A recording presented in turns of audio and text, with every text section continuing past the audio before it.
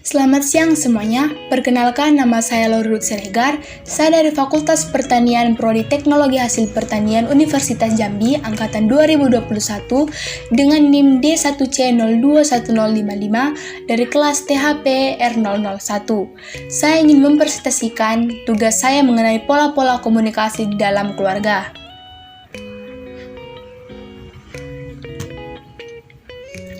Nah, yang pertama harus kita ketahui yaitu, apakah itu pola komunikasi?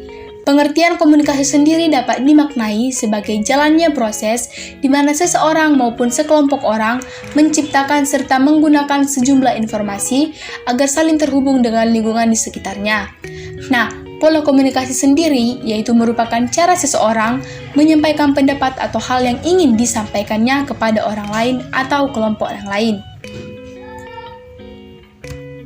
Nah, mengapa komunikasi itu sangat penting?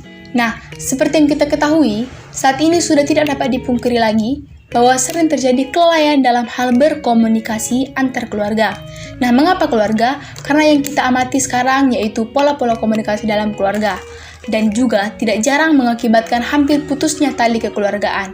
Nah, akan tetapi, tidak sedikit pula yang sebaliknya. Seperti misalnya, saya mengambil contoh pengamatan yaitu keluarga saya.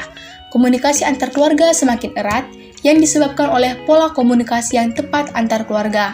Nah, jika pola komunikasi tidak tepat, maka dapat dipastikan keluarga tersebut berkemungkinan besar mengalami miscommunication atau hilang kontak. Untuk itu, penelitian mengenai pola komunikasi keluarga penting untuk dilakukan. Nah, apa-apa saja jenis dari pola-pola komunikasi di dalam keluarga? Berikut akan kita bahas. Nah, yang pertama yaitu ada equality pattern. Equality pattern sendiri merupakan semua anggota keluarga memiliki hak yang sama dalam berkomunikasi.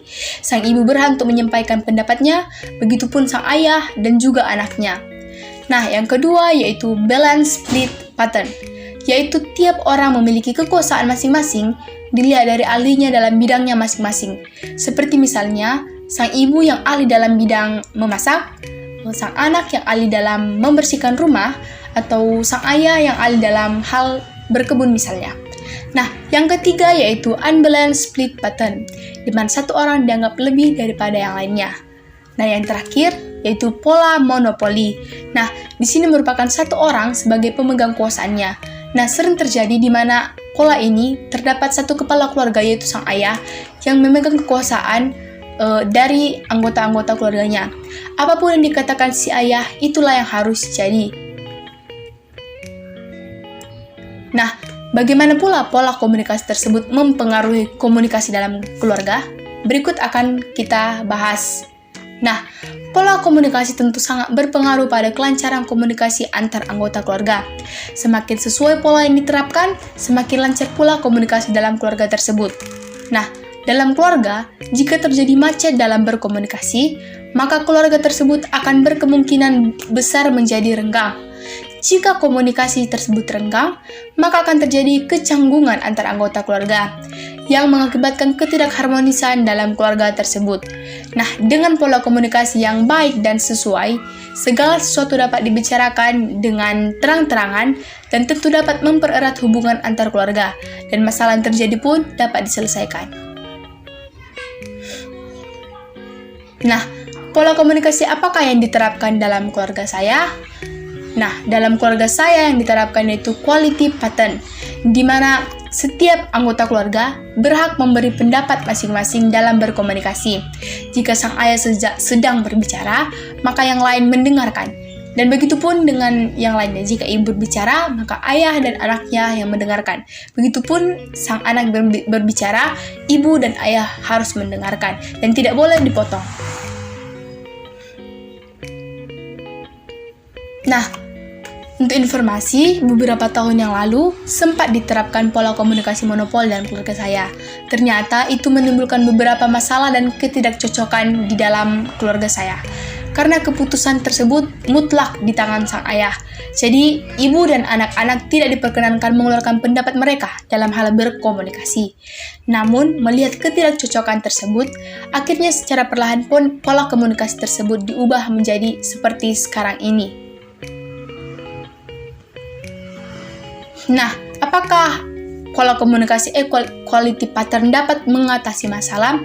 Menurut pengalaman saya pribadi, jika terjadi suatu keluarga, maka satu persatu anggota keluarga tersebut dipersilahkan mengeluarkan apa yang ada dalam pikirannya untuk diungkapkan secara bergantian dan dibicarakan bersama untuk menentukan jalan keluarnya. Menurut keluarga saya, pola ini sangat cocok diterapkan dalam lingkungan keluarga agar terjadi hubungan yang harmonis antara anggota keluarga yang satu dengan yang lain. Nah, kesimpulan apakah yang bisa kita ambil? Dari semua paparan yang sudah saya jelaskan tadi, kita dapat mengetahui seberapa pentingnya pengaruh pola komunikasi dalam kehidupan kita dalam berkeluarga. Karena pengaruh komunikasi keluarga sangatlah besar dalam kehidupan kita. Jika dalam keluarga terjadi masalah dalam pola berkomunikasi, maka akan terjadi masalah lainnya, seperti renggangnya komunikasi dan hubungan antar keluarga. Maka seperti yang saya ucapkan tadi, dapat terjadi miscommunication antar anggota keluarga. Nah, oleh karena itu, kita harus pintar memilih pola komunikasi yang cocok dalam keluarga kita. Nah, sekian penjelasan dari saya mengenai hasil pengamatan saya pola-pola komunikasi dalam keluarga, terutama dalam keluarga saya.